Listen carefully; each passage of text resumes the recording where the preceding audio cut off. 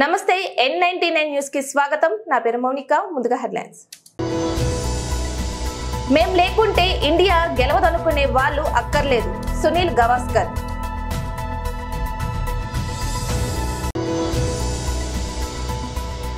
హైదరాబాద్ మరో 10 ఏళ్లు ఉమ్మడి రాజధానిగా ఉంచాలి. ఏపీ హైకోర్టులో పీల్. కొడుకు స్పీచ్, ముఖేష్ అంబానీ కన్నీళ్లు. Video viral. రిలయన్స్ ఇండస్ట్రీస్ అధినేత ప్రపంచ కుబేరులలో ఒకరైన ముఖేష్ అంబానీ చిన్న కుమారుడు ఆనంద్ అంబానీ రాధిక మర్చెంట్ల వివాహం త్వరలో జరగనుంది. ప్రీ వెడ్డింగ్ వేడుకలలో అనేక మంది అతిథుల సమక్షంలో పెళ్లి కొడుకు అనంత్ అంబానీ ప్రసంగించారు. తల్లిదండ్రులు ముఖేష్ అంబానీ, నీతా అంబానీలకు కృతజ్ఞతలు తెలుపుతున్నప్పుడు ముఖేష్ అంబానీ భావోద్వేగానికి గురయ్యారు. కన్నీళ్లను ఆపుకోలేకపోయాడు. ఆనంద్ అంబానీ చేసిన భావోద్వేగ ప్రసంగనలో ముఖ్యంగా తాను అనారోగ్య సమస్యలతో పోరాడుతున్నప్పుడు తన తల్లిదండ్రులు అందించిన సపోర్ట్ గురించి అనంత్ అంబానీ చెబుతుండగా ముఖేష్ కళ్ళల్లో నీళ్లు తిరిగాయి. సోషల్ మీడియాలో ఈ వీడియో వైరల్ గా మారింది.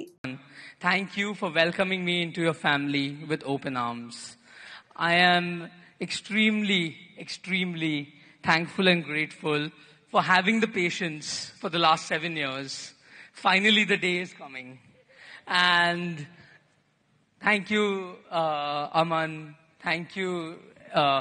I would like to take blessings from my grandmom, Kokila Mummy. So, as my mom, I think my mom said it, but Kokila Mummy comes from Jamnagar. And Kokila Mummy has been a big inspiration. My grandmother has been a big inspiration to me. I always take motivation. My grandfather, wherever he is, he'll be blessing me. My Nani has taught me how to be religious. She's a Nagar Brahmin. Very proudly, she tells me that I'm a Nagar Brahmin. So she teaches me everything about I've stayed mostly with my Nani when I was young. So she taught me everything.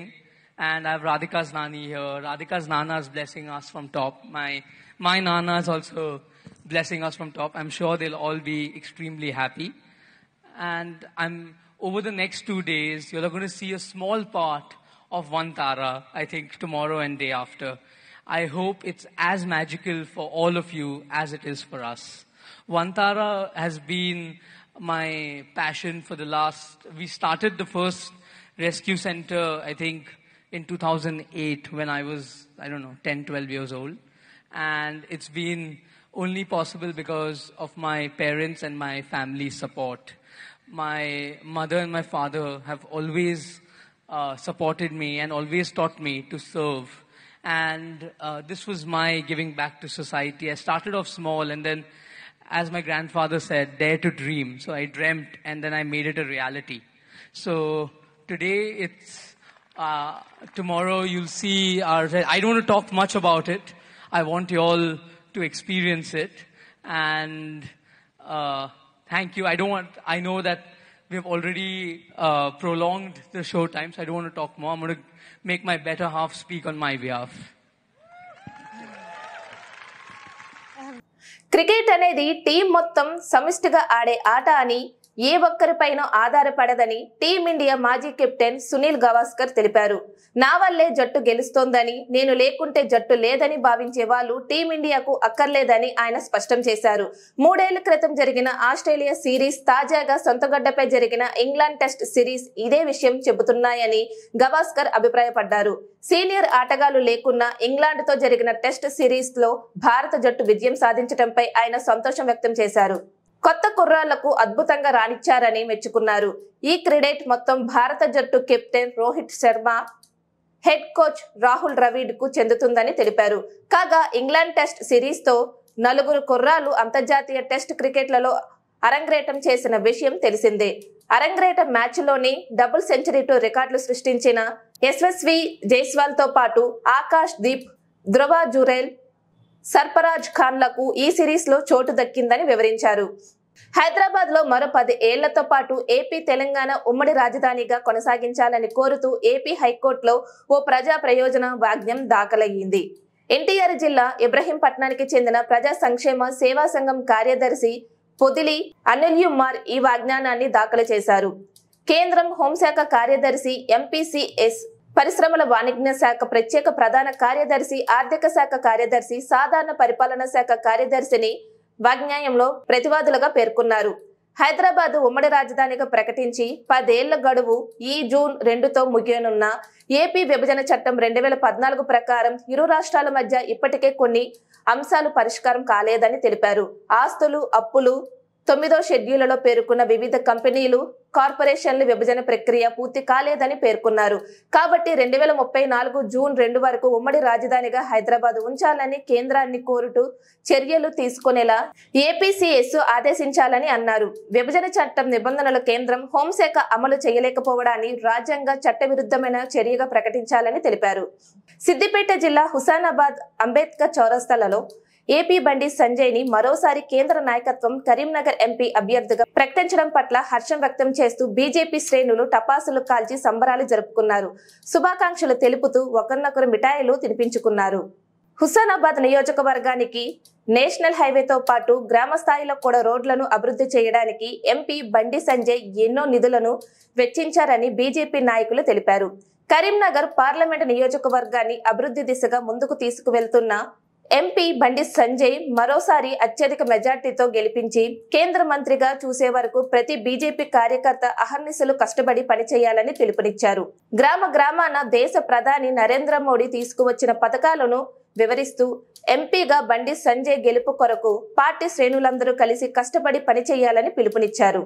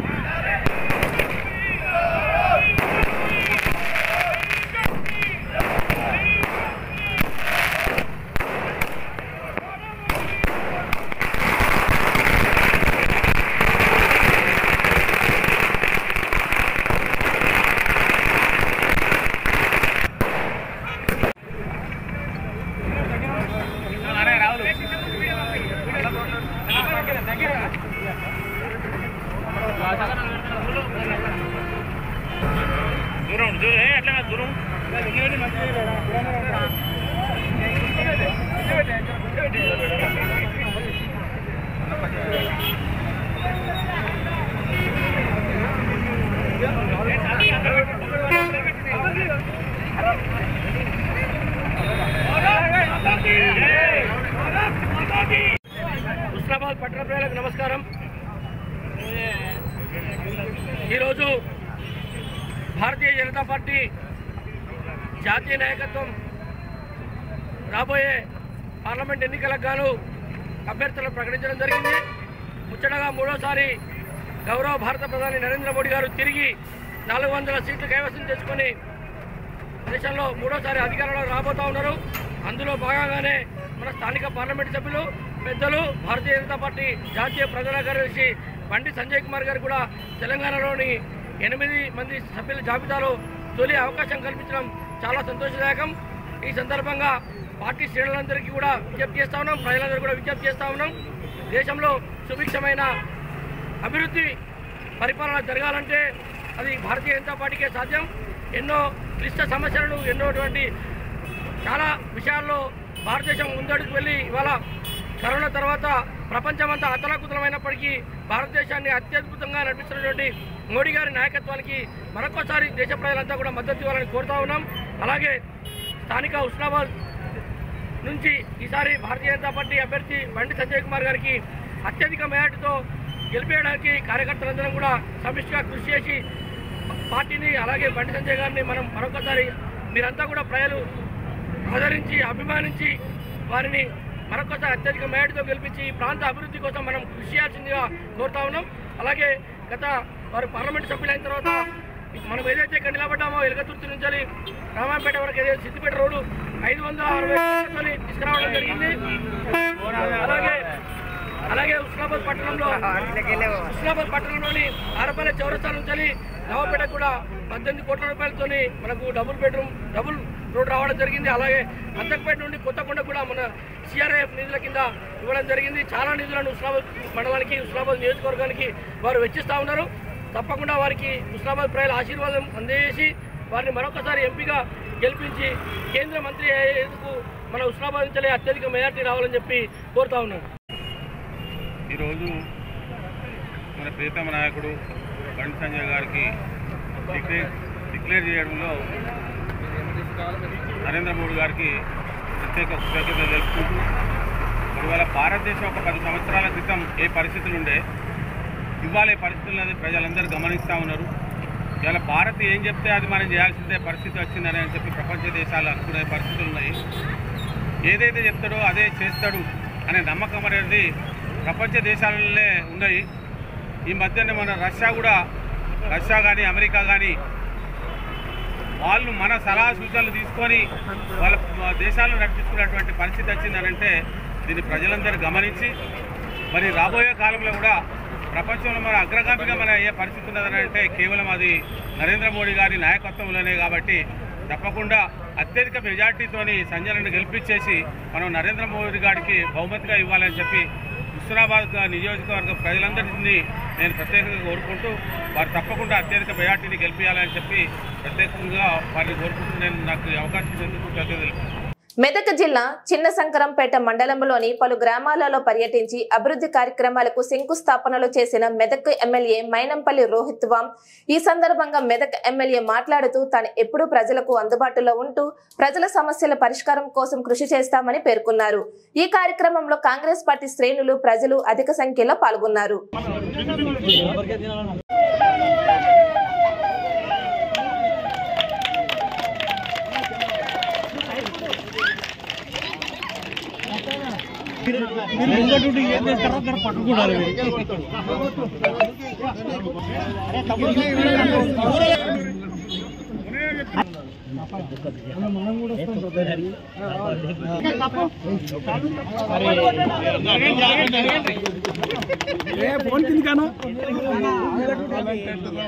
ఇటు చూడు అన్న, ఇటు చూడు అన్న, ఇటు ఒక్కసారి చూడు.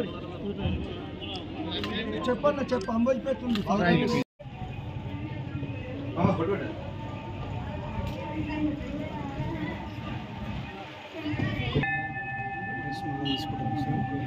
మళ్ళీ తీసుకుంటాం. అది వచ్చింది 5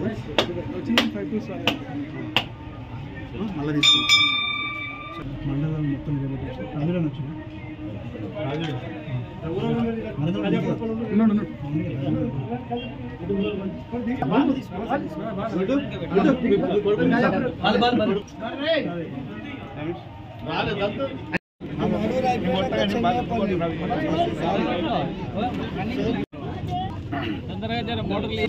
ఇవాళ మరి శంకరంపేట మండలంలో మరి పలు అభివృద్ధి కార్యక్రమాలు బ్రహ్మాండంగా ప్రారంభించుకుంటా ఉన్నాం. కాబట్టి ఇదే కాదు, ఇంకా కూడా భవిష్యత్తులో ఇంకా అభివృద్ధి, ఇంకా సేవ చేసుకుంటూ మరి ముందుకు పోతాం. మీ అందరు ప్రజల ఆశీర్వాదాలు కూడా ఎల్లప్పుడూ కూడా మా వెంబడి ఉండాలని చెప్పి కోరుకుంటూ ఆ భగవంతుడిని కూడా మరి బ్రహ్మాండంగా మా మెదక్ నియోజకవర్గం, అదేవిధంగా మా శంకరంపేట మండలం, అన్ని మండలాలు కూడా బ్రహ్మాండంగా అభివృద్ధి చెందాలని చెప్పి కోరుకుంటూ ధన్యవాదాలు. మేడ్చల్ జిల్లా బీఆర్ఎస్ మాజీ మంత్రి, మేడ్చల్ ఎమ్మెల్యే మల్లారెడ్డికి అధికారులు బిగ్ షాక్ ఇచ్చారు. గుడ్డం పోచంపల్లి మున్సిపాలిటీ పరిధిలో హెచ్ఎండిఏ లేఅవుట్లలో 2500 గజాల స్థలం ఆక్రమించి ఆయన కాలేజీ కోసం మల్లారెడ్డి రోడ్లు వేసుకున్నట్లుగా తీవ్ర ఆరోపణలు ఉన్నాయి. దీనిపై గతంలో మేడ్చల్ మల్కాజగిరి ఎంపీగా ఉన్న ప్రస్తుత సీఎం రేవంత్ రెడ్డి అప్పట్లో అధికారులకు ఫిర్యాదు చేశారు.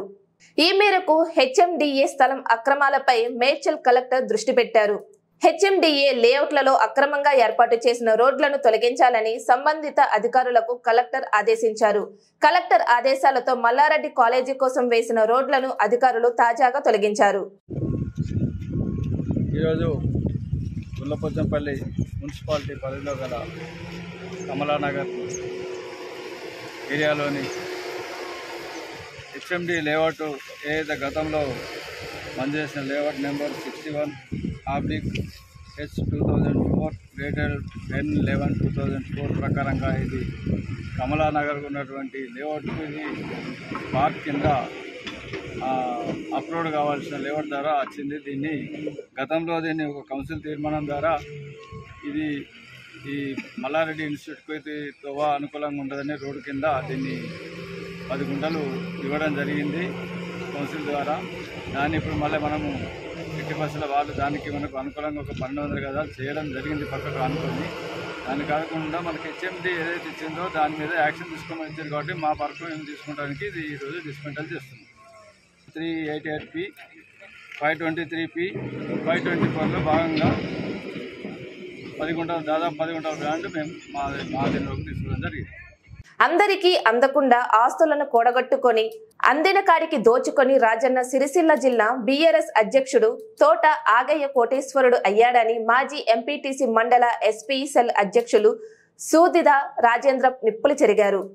ఎల్లంరెడ్డిపేట కాంగ్రెస్ పార్టీ కార్యాలయంలో శనివారం మీడియా సమావేశంలో ఆయన మాట్లాడుతూ కాంగ్రెస్ పార్టీ సిరిసిల్ల నియోజకవర్గ ఇన్ఛార్జ్ కేకే మహేంద్రారెడ్డి తనకున్న ఆస్తులను అమ్మి ప్రజలకు సేవ చేస్తున్నాడని, తమ నాయకుడిని పట్టుకొని ఇష్టం వచ్చినట్లుగా మాట్లాడితే ఊరుకునేది లేదని ఘాటుగా హెచ్చరించారు. ప్రజల సేవకుడు, ప్రజా నాయకుడు కేకే మహేంద్రారెడ్డి ఎల్లప్పుడూ ప్రజల మధ్య ఉంటూ కష్టసుఖాలలో పాలు పంచుకునే వ్యక్తి అని తెలిపారు. ఆగయ్యపై 13 కేసులు ఉన్న అధికారాన్ని అడ్డం పెట్టుకొని పోలీసుల సహాయంతో ఇన్నాళ్లు బయట తిరగడం జరిగిందని తెలిపారు. ఇష్టం వచ్చినట్లుగా మాట్లాడితే ప్రజలు చేతితో గుణపాఠం తప్పదని హెచ్చరించారు. కేకే మహేంద్రారెడ్డికి వెంటనే బేషరతుగా క్షమాపణ చెప్పాలని డిమాండ్ చేశారు. ఈ సమావేశంలో బ్లాక్ కాంగ్రెస్ అధ్యక్షులు దొమ్మాటి నరసయ్య, మండల కాంగ్రెస్ పార్టీ అధ్యక్షులు సద్ది లక్ష్మారెడ్డి, జిల్లా నాయకులు షేక్ గౌస్, వంగ గిరిధర్ రెడ్డి, షాహెబ్, బుగ్గ కృష్ణమూర్తి, చెన్నిబాబు, రాజు నాయక్, రామారెడ్డి, రఫీక్, గుర్రపు రాములు, అంజీ, కాంగ్రెస్ పార్టీ నాయకులు, కార్యకర్తలు తదితరులు పాల్గొన్నారు.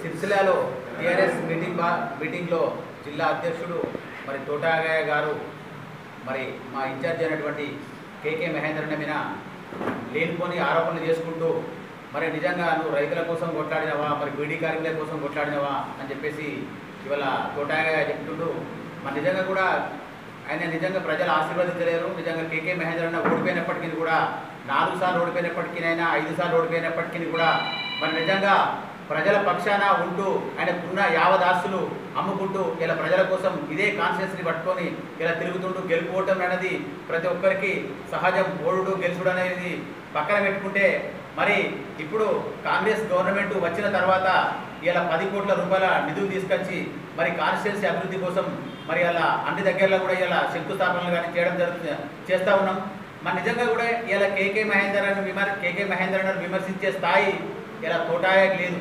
తోటాగా ఏంది అన్ని ఆస్తులు కూడబెట్టుకుంటా ఇలా ఎవరైతే ఎస్సీలు, బీసీలు, మైనార్టీలను తిట్టుకుంటా గవర్నమెంట్ 10 సంవత్సరాల టీఆర్ఎస్లా అన్ని నాటు అరెస్టులు తెచ్చుకున్నాడు. మరి నిజంగా కూడా మరి ఇట్లాంటి చిల్లర మాటలు అయితే మరి కేకే మహేంద్రన్న కూడా ఎక్కడ కూడా కనీసం ఆయన ఒక కేసు కాలేదు.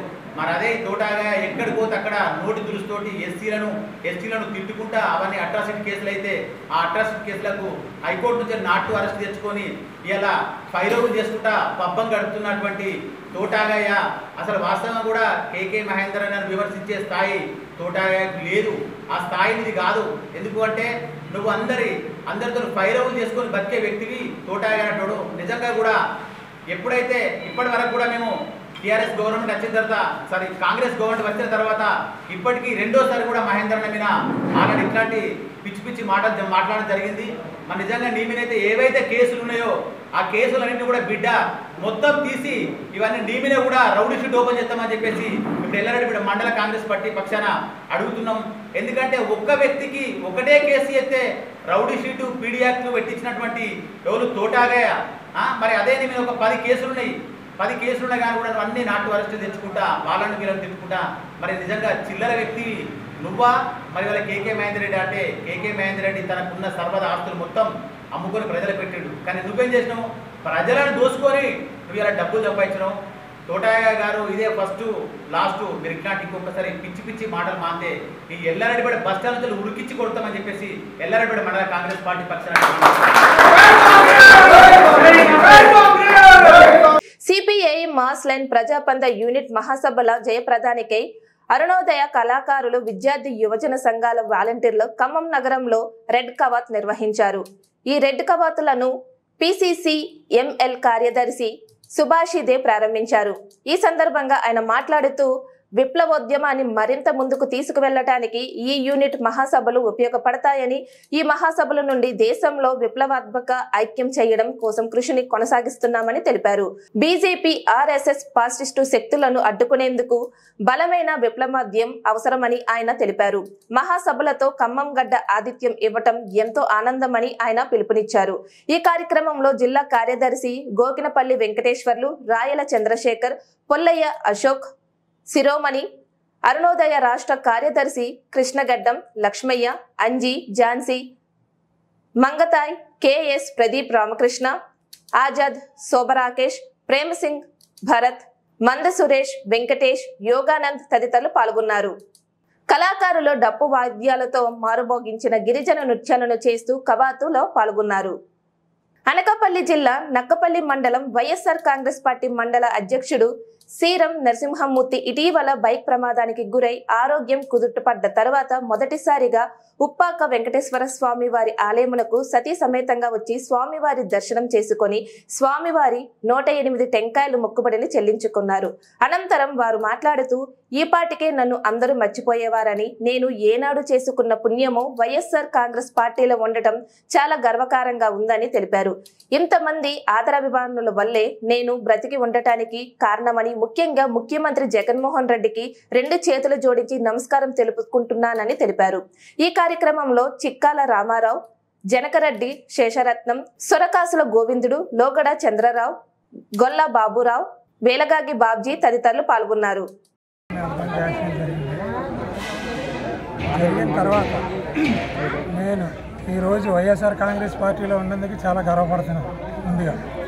ఎందుకంటే నా కష్టకాలంలో నాకు జరిగిన తర్వాత అనుకోకుండా చాలా సీరియస్ అయింది. నా పట్ల పార్టీ కానీ, నాయకులు కానీ, కార్యకర్తలు కానీ జీవించిన అభిమానం నా కష్టకాలంలో నా ఎన్నంటుండి నేను అందరూ కూడా చనిపోతాను అనుకున్నారు.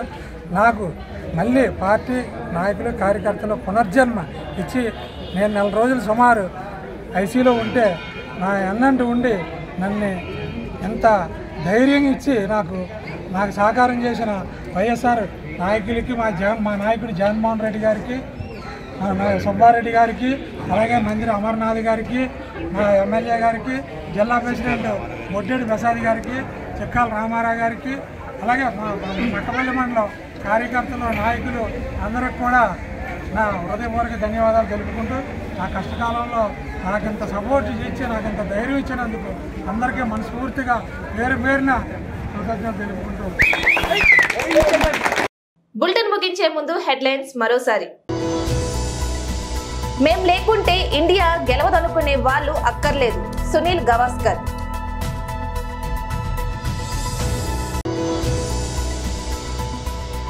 హైదరాబాద్ మరో 10 ఏళ్లు ఉమ్మడి రాజధానిగా ఉంచాలి, ఏపీ హైకోర్టులో పీల్. కొడుకు స్పీచ్, ముఖేష్ అంబానీ కన్నీళ్లు, వీడియో వైరల్. ఇది ఇవాల్టి బులెటిన్. మరొక బులెటిన్ లో మళ్ళీ కలుద్దాం. అంతవరకు సెలవు, నమస్తే.